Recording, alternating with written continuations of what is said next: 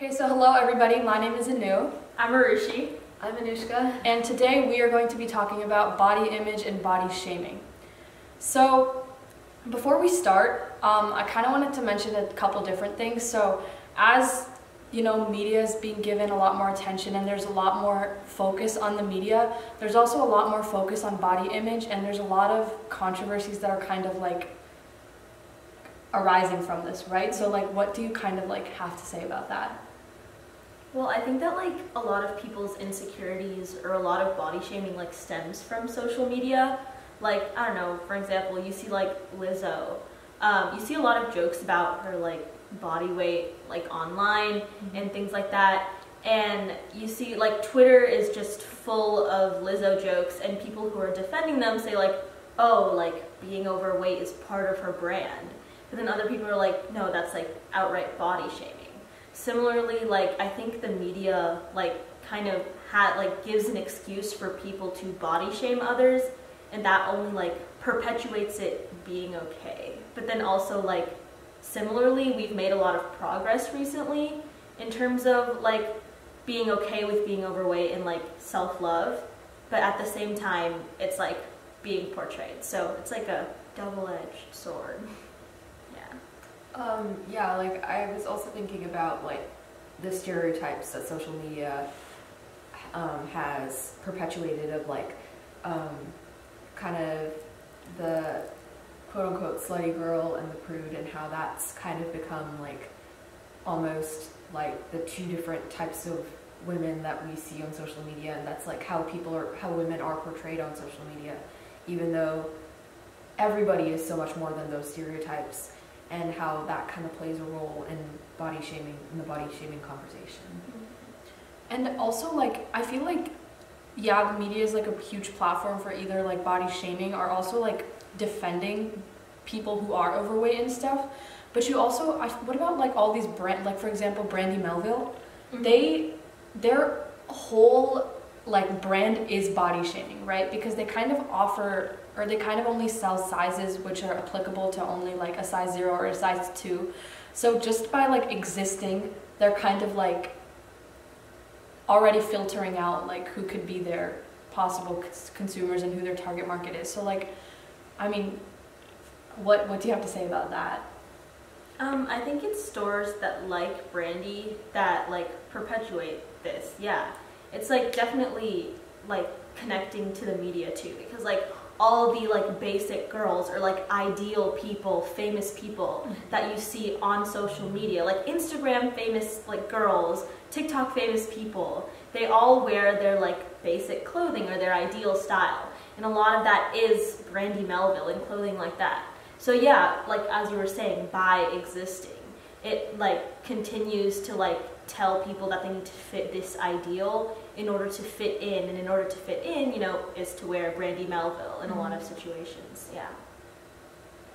And I think also, like, if you look at the advertising campaigns of some of these companies, and how advertising, especially in America and capitalist society, is kind of like shows the standards of beauty in our society as a whole, and how advertising for these kind of companies, as you said, like, are usually portray very skinny girls wearing their clothing, and so there's an implied sort of this is what beautiful is, and I think there's so many issues with that because not everybody's like that, and that very few people are actually like that.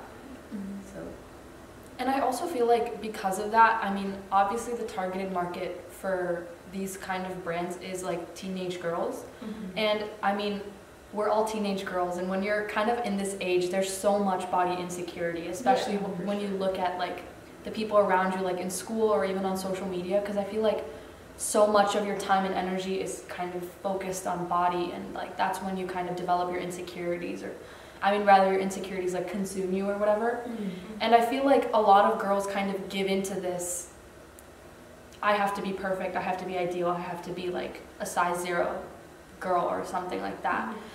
And I feel like because of that, there's also kind of like a eating disorder epidemic that kind of spreads out during our age, or like something like that, and it kind of like plagues our age. And I see so many people who are like trying to, yeah, fit in, but they can't. So like, I mean, they kill themselves trying to fit in. So like, what do you say about that?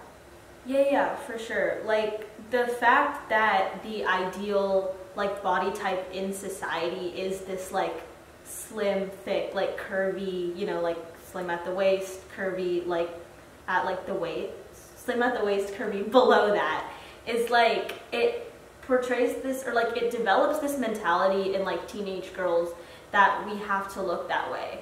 And then when one person starts feeding into that and like, or no pun intended, I guess, feeding into that by like not eating, you know. Sorry, that was so bad. But feeding into that by not eating, I guess their body type starts to change and other people around them start to see that as a viable solution. So it's kind of a domino effect. When one person starts not eating and starts like having an eating disorder, other people see, oh wow, it's like producing results. So yeah. Also, like, I mean, it's kind of like the ideal body really changes over time, right? Because before it used to be like skinny, like just like flat, skinny, like looked like a stick. And now it's kind of like, as you said, it's kind of changed into this kind of like curvy, like skinny at the waist, thick, right? Yeah. So, I mean, it's kind of hard for someone who wants to be like, be an ideal person and like be the perfect person at all times. It's kind of like hard for them to kind of like match those expectations, especially because they're changing so much. And I feel like after a while, I'm sure it like kind of, it takes a physical toll on you, obviously, because of like, you're kind of like killing your body by like depleting it of the necessary nutrients and like the food and stuff. But you're also at the same time, I'm sure it kind of starts to take an effect on your mental health, right? And also I think cultural sensitivity kind of plays a role in how we think of the ideal body and like how that changes like based on cultures. Like for example, I'm Indian and I think you guys are too. Yeah. And like my Indian relatives' image of the perfect body is very different from the mainstream American version of the perfect body, and like how especially for people who are kind of suspended between cultures, like that kind of pull and push of what kind of body image to aspire to is also kind of an issue here. Yeah, I think being like Indian people brought up in America, yeah, and like for our parents, obviously, like their whole like perception, or like to them, like body image shouldn't even matter, right? Because they're like, it's your body, you can't really do anything about it. But to us, where like so many things, like you said, like TikTok and like Instagram are so accessible to us, and you have all these like you said, mainstream American people who are like, who have the perfect body, and like all these platforms like TikTok are filled with these like perfect people, right? Like these blue eyes, blonde haired, like perfect people. Like to us, it's kind of, it's kind of confusing, because it's like, where do we kind of like, do we kind of feed into this, or do we, kind of stay grounded, I would say, and not let ourselves be swayed by these like perfect ideals that we want to like achieve. And I feel like for us it's kind of hard to kind of stay grounded, because we are teenagers, and there is also like that idea of like peer pressure and kind of like all of that, and like in a high school environment like the one that we are in right now, it's kind of hard for us to stay like secure and stay like positive about our bodies. Yeah, for sure. And like you were saying, these like the media portrayals, like a lot of people treat like TikTok as like a dating app, right? And you see, but like only on like the comment section of these like idealized people, these like skinny people, or like perfect societal body type people with like nice hair, as you said, like nice eyes, things like that. Only on those people's things do you see other people comment, like guys commenting, right? So it's like this like kind of validation that they get, not only from you think they're pretty, but like other people really think they're pretty too. And like that kind of thing is like, it's like really toxic, because it's like in order to get like any attention from other people, I have to like look this way, like look a certain way. And also, like, I mean, more than validation, I mean, I completely agree with you, more than validation from other people, there's kind of like that sense of like comfort that we feel with our own bodies. Like, I mean, if we're not really comfortable with our bodies, then like we try to cover up, right? And like, you know, we don't want other people to like see our body because they're going to judge us, whatever.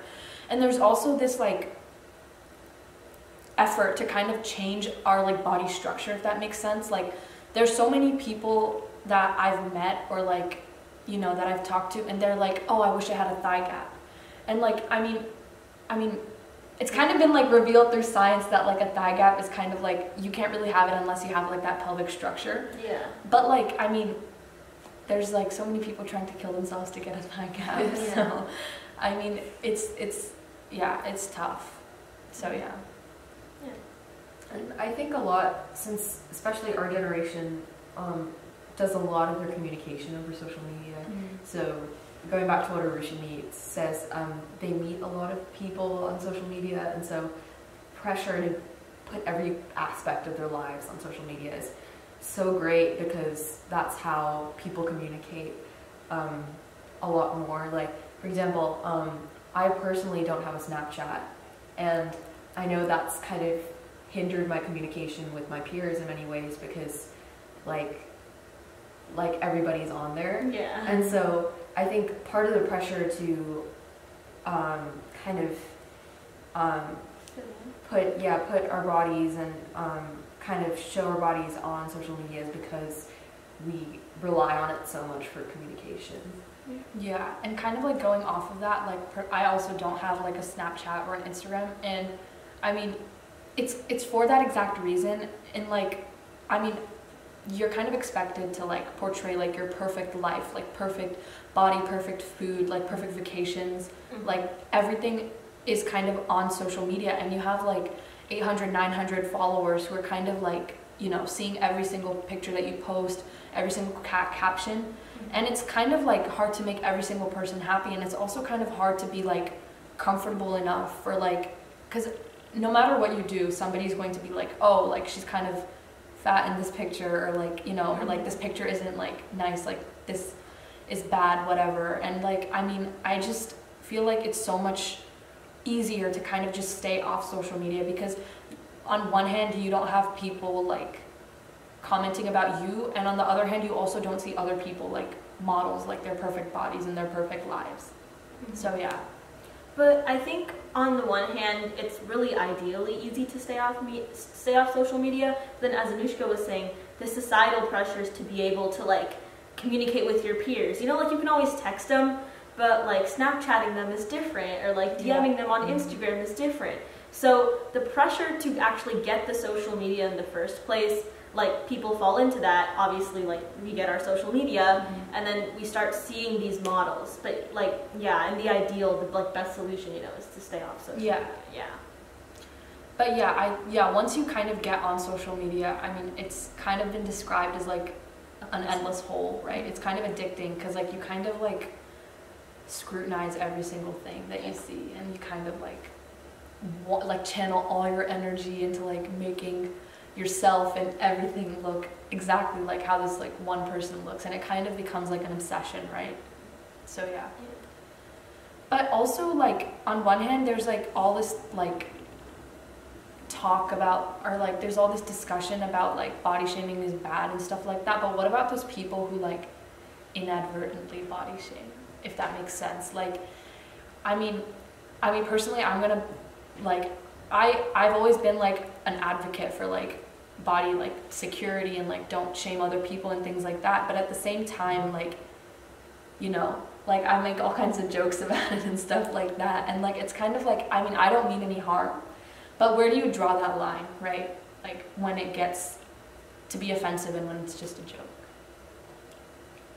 I think that's really one of the biggest questions of our day, is like how do we balance, you know, humor and inclusivity, and like you have people specifically on the right side of the political spectrum who said that this line probably shouldn't exist in the first place.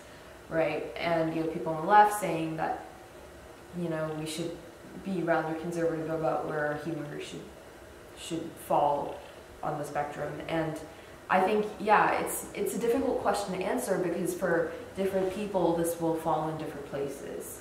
And I know I personally agree and disagree with some people on where this line should fall. And my own agreements and disagreements with those people are going to be different from somebody else's. So I also think that it's like really hard to draw the line, because it differs from person to person. What one person might take as a joke, another person might take as an insult. So I think the only viable solution is to stay away from commenting about other people's bodies. Because the thing is, where it gets hurtful is where their insecurities lie.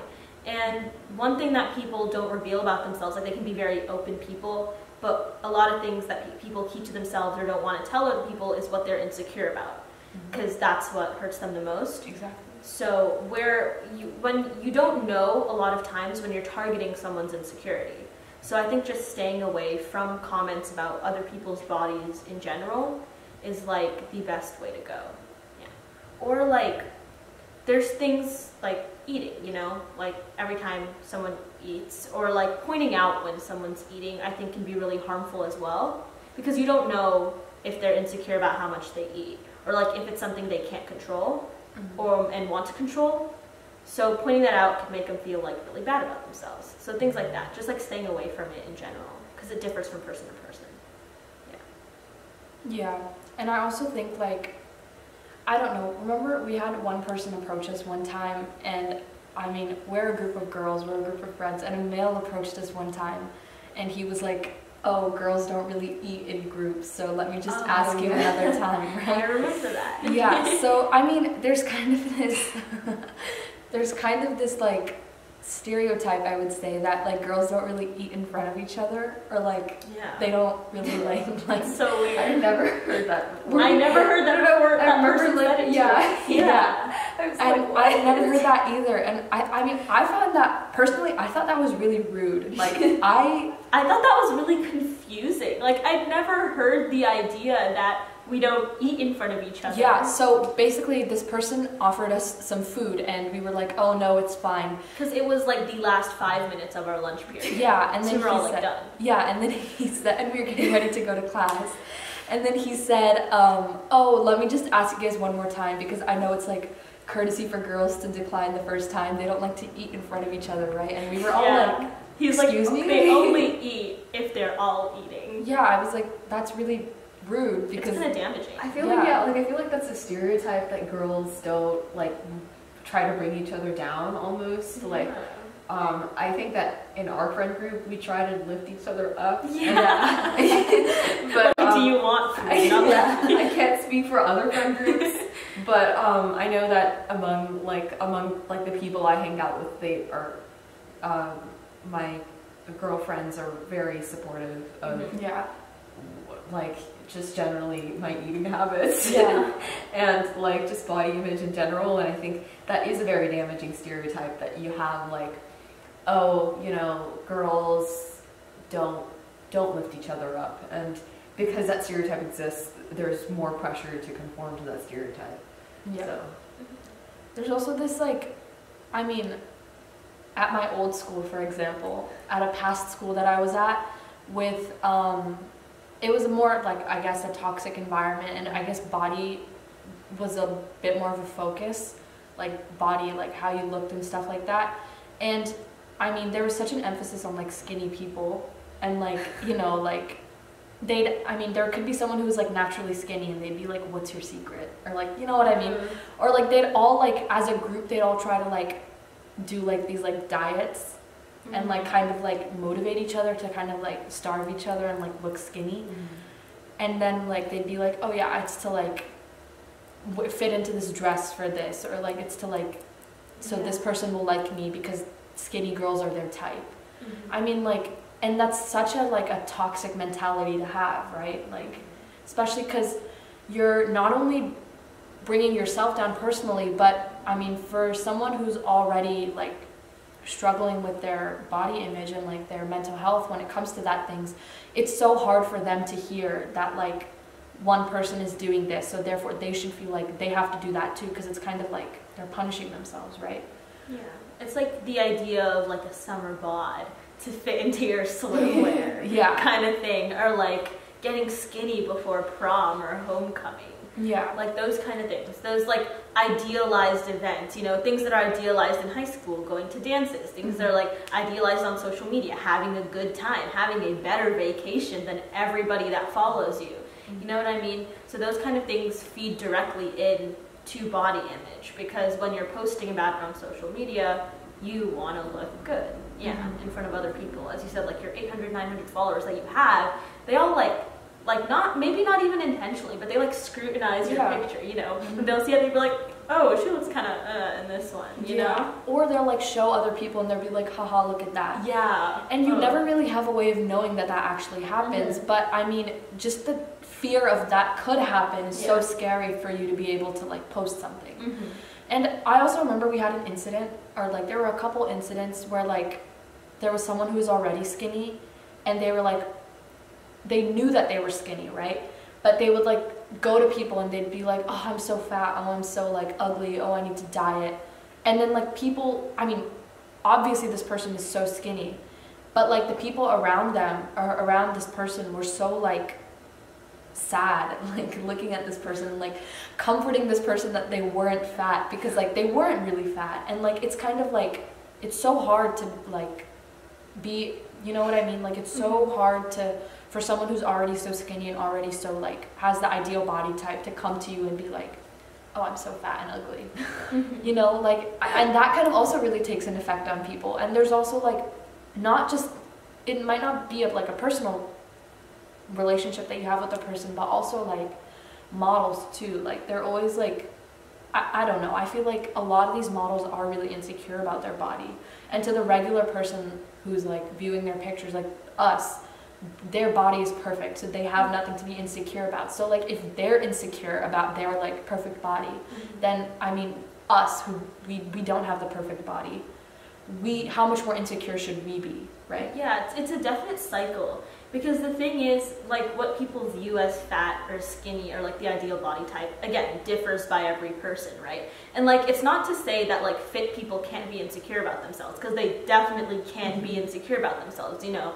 But it's the thing of like, we shouldn't like bring ourselves down in front of other people, because we don't know how that can affect them. You know, we might just be voicing our own concerns, which is totally fine. Like, it's completely fine to have insecurities.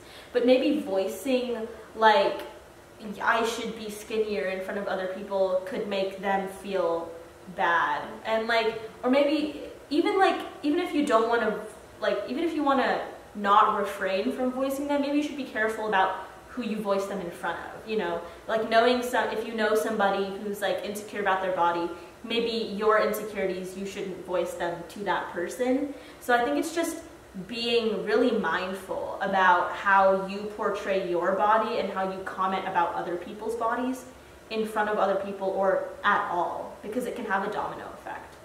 And skinny isn't always healthy. Like, I have a lot of female relatives in the fitness industry, and they're not traditionally skinny, but they are some of the physically strongest people like I know in my life, and they still are dealing with this kind of this like, oh, I should be skinny, even though they're healthier than most of the people in the room. And because of their body type, they feel like they're unhealthy, and because that's just what the media portrays, you know, not traditionally skinny people as, even though traditionally unskinny people can be as strong, they can be as healthy as skinny people. Yeah.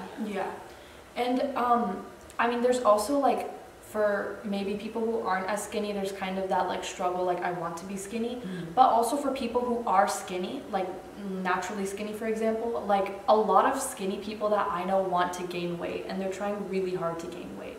And I mean, kind of taking this conversation a bit further, more than like, I feel like body image is an even bigger issue in the male community than it is in the female community, because there's so many like bodybuilders, and like there's so many like, you know, there's so many like products that are like targeted at males. Like there's fitness drinks, like granola bars, like so many like products that are like targeted to like encourage males to like gain weight. And like personally, I know a lot of like skinny males and skinny people who are naturally skinny who are trying so hard to gain weight, and like it's the exact same thing, except like I feel like skinny people's like concerns and like their want and their desire to gain weight isn't really acknowledged as much as like not as skinny people's desire to become skinny, if that makes sense. Yeah, that definitely makes sense. Like I've been told my whole life by relatives that I'm underweight. No.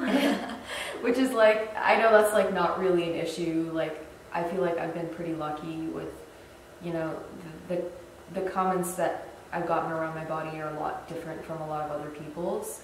But yeah, I feel like that is kind of a thing that like they'll like accuse my parents of not feeding me enough or something. Like I know, especially for males, this is like more of a issue, I think, especially, and it's an issue that people don't really acknowledge. Like, I don't know if it's more of an issue in the male community, but it's something that we haven't got around to addressing yet. Yeah.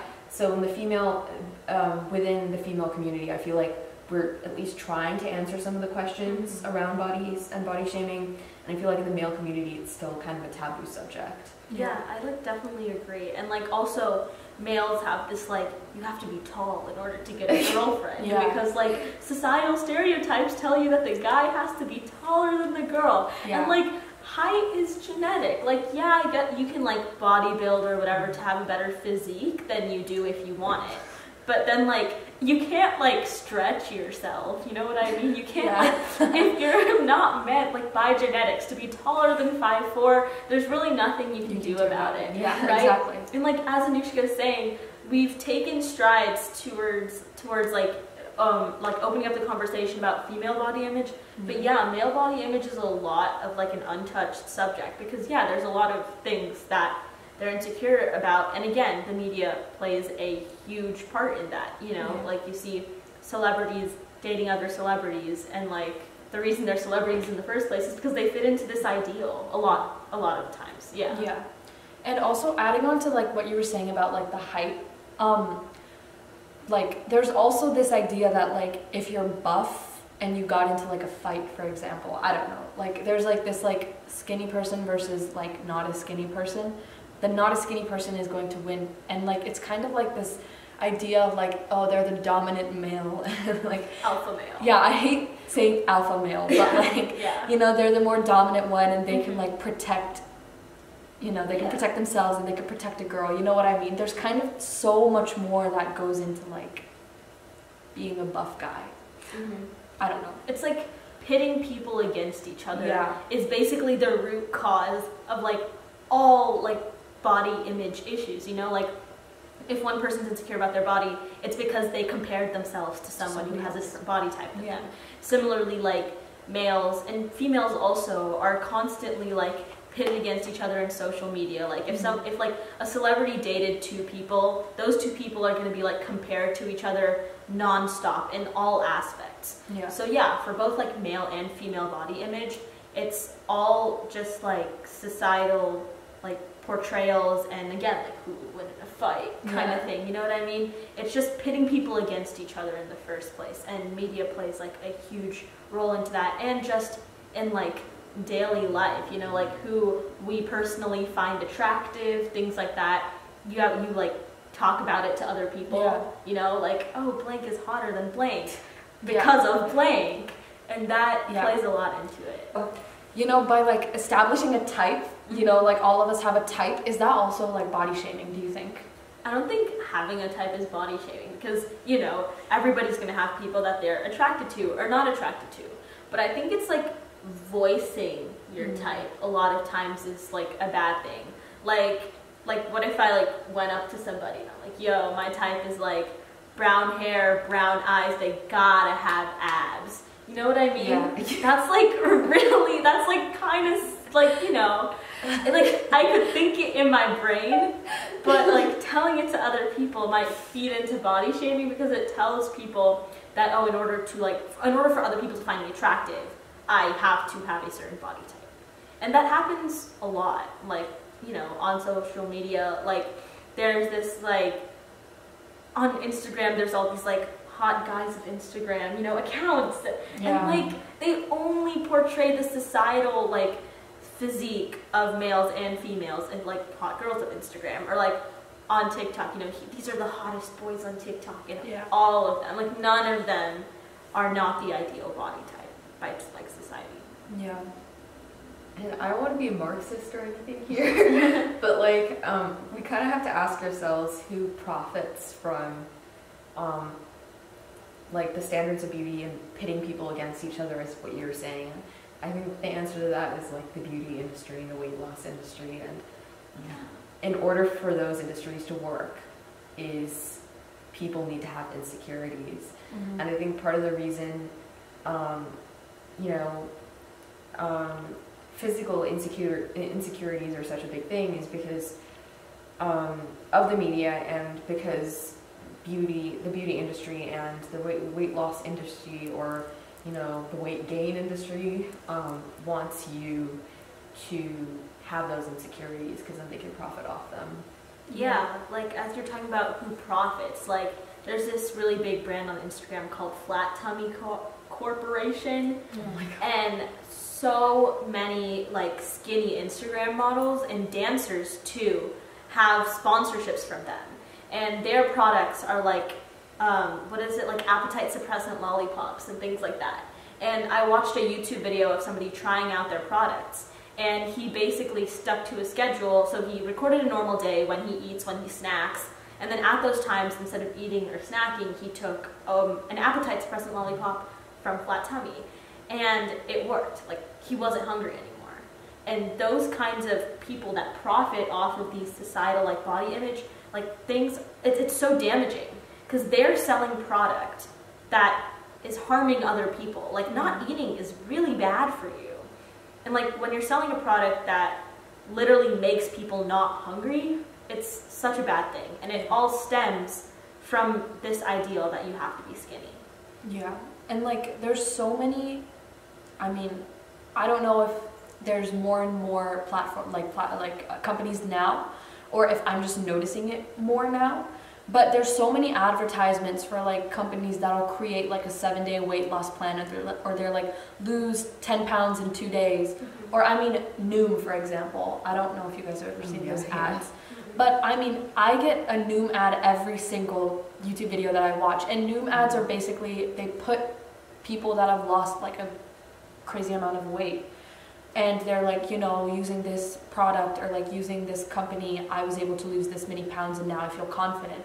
And I mean, maybe this is like good advertising, or maybe it's something else, but I personally feel tempted to like click on these and like kind of like try these out, you know, to help to lose weight. Because I mean I've been told by a lot of family and friends that, you know, I should lose weight because I don't fit into the skinny girl stereotype, right? So to me, all of these are kind of like tempting, and they're kind of like, I really want to do this. And I'm sure if like a lot of these like companies were offering their like services for free, I'm sure I would be doing that. Oh yeah. So it's kind of like, I mean, everywhere we both said we're not really actively using social media, but whether you use social media or not, it's kind of inevitable, right? Yeah. Like, it's everywhere. It's literally everywhere. And yeah, it's like YouTube or things like that. Like, even if you don't have like Instagram or Snapchat, people are going to be watching YouTube videos. Exactly, yeah. Whether, like, even if you don't watch vlogs or beauty videos or what's popular right now, let's say you need help with your chemistry homework. You know, you watch a chemistry YouTube video to like help you with your balancing equations. I don't know. But there's going to be ads on that YouTube video, and you're still going to see like what the media thinks is good, right? Like you said, every YouTube video you see an ad from this company. Yeah. Like, even if it was like an educational YouTube video, not meant for like social media type purposes, you still get this image from the media. Yeah. Yeah. And also like I see a lot of comments on like skinny people or models photos like, yes, doctor, this nose, please. or yes doctor, this body please, like as like a joke, but it like portrays the idea that like you have to get something surgically done in order to fit this stereotype. Yeah. And there's also like CoolSculpting. Like if you can't get rid of your fat, you just freeze it off. Like, I mean, and they're making it easier and easier to destroy your body with all of these things. And I feel like it's just kind of hard to be comfortable and happy with your body now. And it's so much easier to be uncomfortable with your body and have these insecurities than to be like completely content with the way you look. And maybe it's just because we're like teenagers and it's that age. But I mean, there's many adults too that are so uncomfortable with their body and who are trying to do something. So I mean, it's kind of inevitable. I know, and like, I think a lot of the advertising, especially on like YouTube and like Instagram and other platforms, is the issue with that is that they're targeting rather vulnerable populations. They're targeting teenagers who are generally insecure about themselves, women, just people who aren't in the place to be making, you know, decisions about like, you know, like, oh, this is how my body should be, and should have to make that decision. And I think part of the reason is like, this is like, we see new ads all the time, is because like some algorithm somewhere has decided that we're insecure about our bodies and has kind of just provided this for us, and I think that's a really big issue. Yeah, and like also on who profits, I was just thinking about it, it's not only the companies, but it's also the influencers. Because first of all, they get sponsorships from these beauty companies or like these, you know, CoolSculpting, whatever, flat tummy companies. But then also like it's also like the like doctors on social media. Like, I don't know, there's this one person that everybody goes to for a haircut, like all the influencers in LA. There's this one plastic surgeon that like everybody goes to in LA. So it's those kinds of specialists as well that like put their work on social media and like, yo, I did like plastic surgery for Kim K. And it's like those kinds of people that profit as well. But then also the influencers in other ways. Like, you know, Kim Kardashian has a lot of people's ideal body type, you know, like the curvy but like skinny body type. And she recently released shapewear last year, and like so many people are buying it, you know? And she's profiting off that too. So, you know, it's a lot of times the influencers or the people that the influencers go to that are also like profiting off of it. Yeah, and like I forgot who said it, but like they're basically profiting off of people's insecurities. Which is, I mean, it's immoral, but like, you know, money. And as you were saying, like somewhere YouTube like kind of determined, like there's this like some algorithm said that we're supposed to be insecure about our bodies. And I was gonna say, like, by seeing these ads and seeing these products being advertised to us again and again, even if we weren't insecure when they were first being advertised, seeing all of these ads again and again may not make us like, maybe it's not going to make us insecure, but it is to some point going to make us like question whether we do need them or not.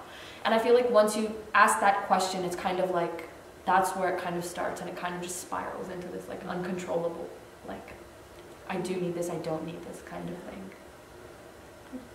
Yeah, and I got a chance to look at because we live in California and so they have the new privacy law, and I got a chance to look at all the data that Google has on me and like the person that it thinks I am based on my Google searches and everything. And it's crazy how many things, like, it's almost creepy how much they know about you. And like, a lot of this is like, yeah, your insecurities, a lot of it is like, you know, you're interested in beauty or whatever, and so they're pretty much just preying off that vulnerability. And there's so many, like, it's so problematic that they do that. And, you know, I mean, hopefully that changes in the next couple decades, but, you know, until then, I think education perhaps about like body image and, you know, how to kind of insulate yourself from the environment that we're like left in.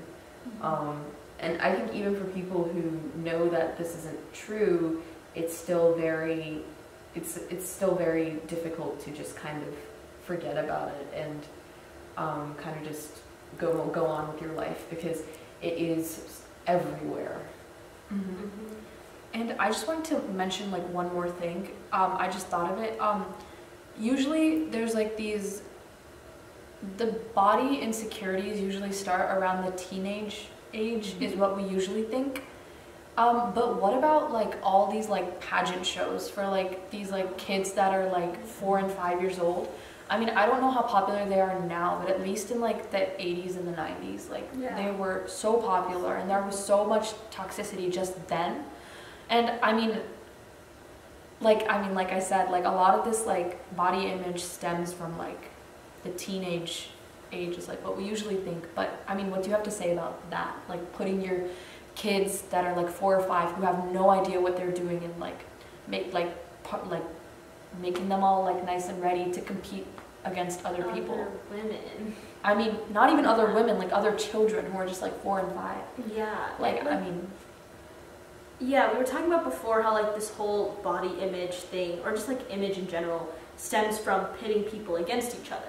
And if it like stems from like 4 or 5 years old, that can be really damaging to someone. Mm-hmm. Because like what pageants are is like you gotta be the most poised out of everybody, and then you have a panel of judges judging you based on your talent, which like how talented can you be at something at like 4 or 5 years old? So it's mostly beauty, you know what I mean?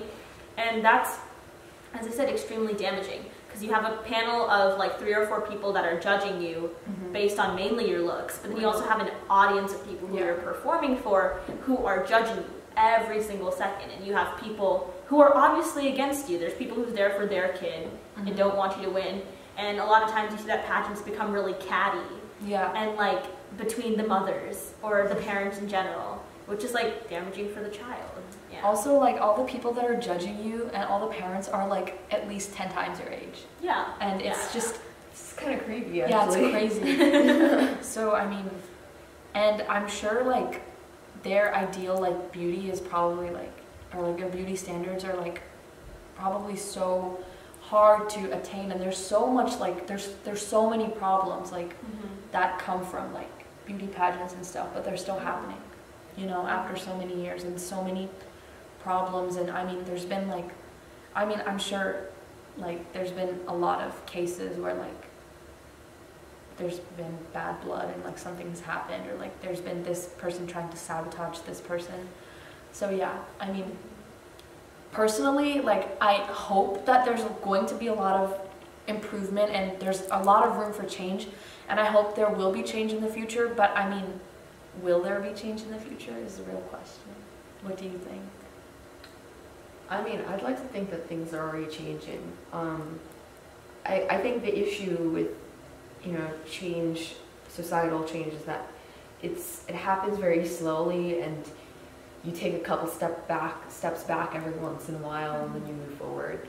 And like, you know, we have definitely improved. I think our including in like expanding our image of, you know, beauty in the past 50 years, but I still think there is a long way to go. And I don't know how long it's going to take. It may take decades, it may take centuries. Like we have no idea when we're actually going to, like, if we even can kind of get rid of this kind of like metric completely.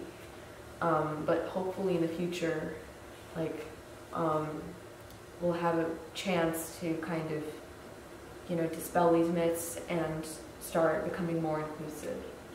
Yeah, I think we've made a lot of progress. Like, you know, like Victoria's Secret or other places now have plus size models, things like that. But there's still a really long way to go. And as you said, like, we have to take a couple steps back once in a while to get forward. And we see that, you know, with like people body shaming Lizzo or things like that. You know, so it's more like self-love and accepting other people's body types or our own body types is a lot more normal now, and is a lot more advertised now than it was 50 years ago. But there's still so far to go in terms of like allowing other people to shine on social media. Like, you know, that Debbie Ryan show that's on Netflix right now.